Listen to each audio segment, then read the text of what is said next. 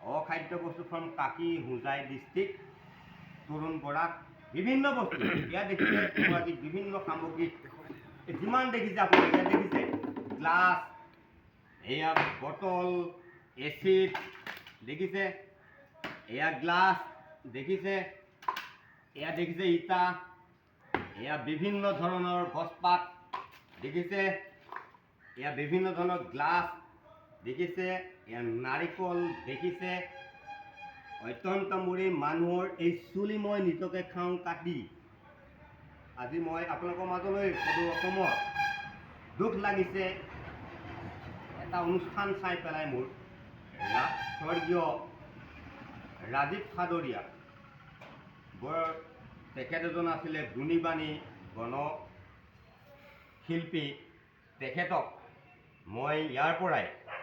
সদৌ বিদেশৰ পৰাই তেখেতৰ আত্মা চিৰবিদায়ৰ কাৰণে মই অধ্যয়নলি জ্ঞাপন কৰিছোঁ তেখেতলৈ মই অশেষ মৰম চেনেহ যাচি পেলাই মই তেখেতলৈ মোৰ তৰফৰ পৰা আন্তৰিক জ্ঞাপন জনাইছোঁ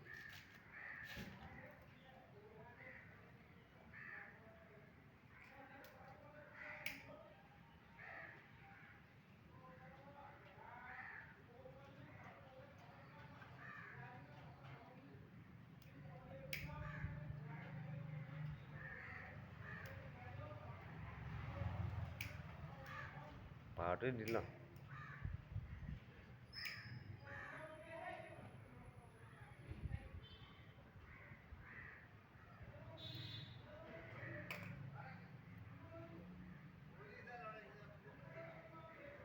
কৃষ্ণ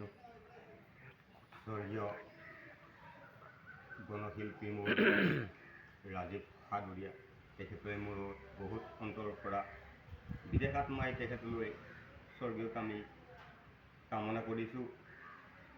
আপোনাৰ নিচিনাই ময়ো এজন নিষ্ঠবান সৰু শিল্পী তথাপিও বিভিন্ন অখাদ্যৰ মাজত আজি মই 20টা বছৰে জীয়াই আছোঁ তথাপি মোৰ কোনো গুণবুদ্ধ নাই কোনো মোৰ আগবাঢ়ি আহি সহায় পোৱাৰ মানুহ নাই কোনো মোৰ দৃঢ় বিশ্বাস সহায় হৈ গৈছে মই তথাপিও আজি 20টা বছৰে আপোনালোকে দেখিছে সমস্ত অখাদ্যৰ বীজতেই মই জীয়াই আছোঁ মোৰ এটাই আত্মবিশ্বাসৰ ওপৰত দলিবান হৈ আছিলোঁ যে মই অসম সন্তান হৈ পেলাই বিশ্ব দৰবাৰত কিবা এটা মই সুনাম কঢ়িয়াই আনি অসম বুকুলৈ নিজৰ সন্তান হিচাপে সুনাম কঢ়িয়াম বুলি আপোনাৰ চৰণত মই ধূপ ধূনা অৰ্পণ কৰিছোঁ কৃষ্ণ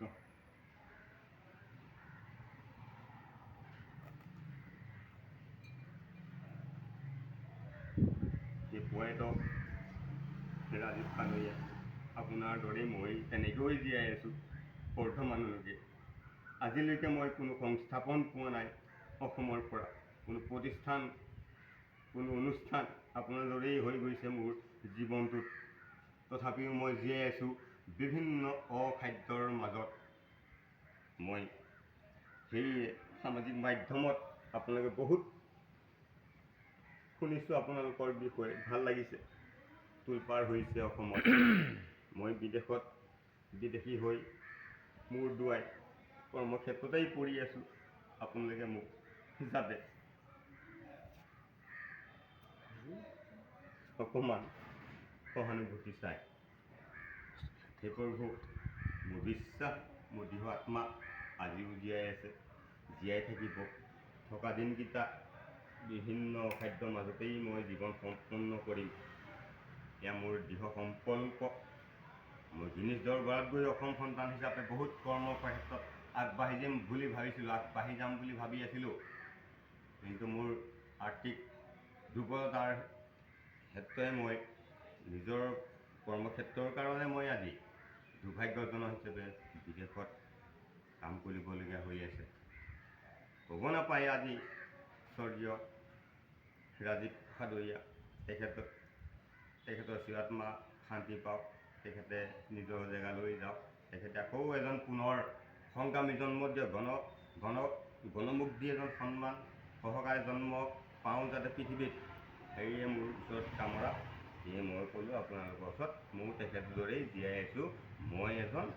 তৰুণ বৰা, অখাদ্য বস্তু গঠন, কাকি, হোজাই ডিষ্ট্ৰিক্ট, অসম। জয় আই অসম। জয় আই অসম। জয় আই জয় আই অসম। বাছ কি দিলি?